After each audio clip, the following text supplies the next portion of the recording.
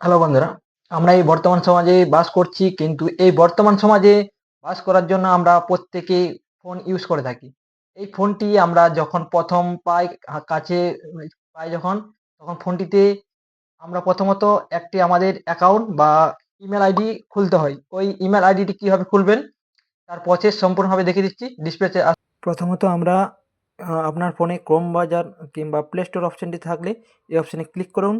সিগইন করার পরে এইরকম একটি পেজ দেখাবে। দেখার পর ক্রিয়েট অ্যাকাউন্ট, ওই ক্রিয়েট অ্যাকাউন্ট অপশনটিতে ক্লিক করবেন। ক্লিক করার পর ফর মাই পার্সোনাল ইউজ এই অপশনটিতে ক্লিক করবেন। ক্লিক করার পর আপনার যেটি ফার্স্ট নেম, আপনি নামটি চুজ করবেন। আপনারাকে বোঝার স্বার্থে আমি একটা যে কোনো নাম দিলাম। নামটি দেওয়ার পরে ফার্স্ট নেম এবং লাস্ট নেম নাম দেওয়ার পরে নেক্সট অপশানটি ক্লিক করবেন। নেক্সট অপশানটি ক্লিক করার পরে আপনার যেটি জন্মসাল, আপনি জন্ম মাস বা জন্ম তারিখ আপনি ওই যেটা থাকবেন ওটাতে ক্লিক করবেন। ক্লিক করার পরে আপনার যেটি জেন্ডার হবে সেটি আপনি ক্লিক করবেন।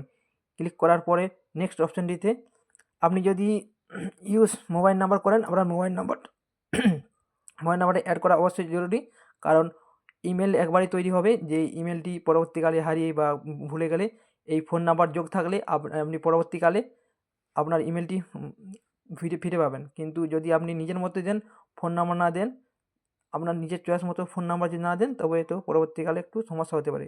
তো আমি আপনাকে বোঝাবার স্বার্থে আমি একটু যে কোনো একটি নাম লিখে আপনাকে একটি ইমেল ওপেন করে দেখাচ্ছি।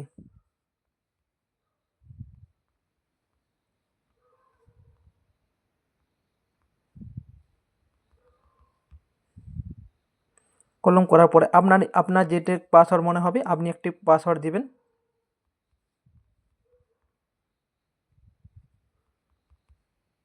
আপনার বোঝার স্বার্থে আমি এটি করলাম। করার পরে আপনার ইমেল প্রস্তুত, সম্পূর্ণভাবে আপনার ইমেল প্রস্তুত হয়ে গেছে। এবারে এই ইমেলটি আপনি আপনার বিভিন্ন গুরুত্বপূর্ণ কাজে আপনি এই ইমেলটি ব্যবহার করতে পারেন।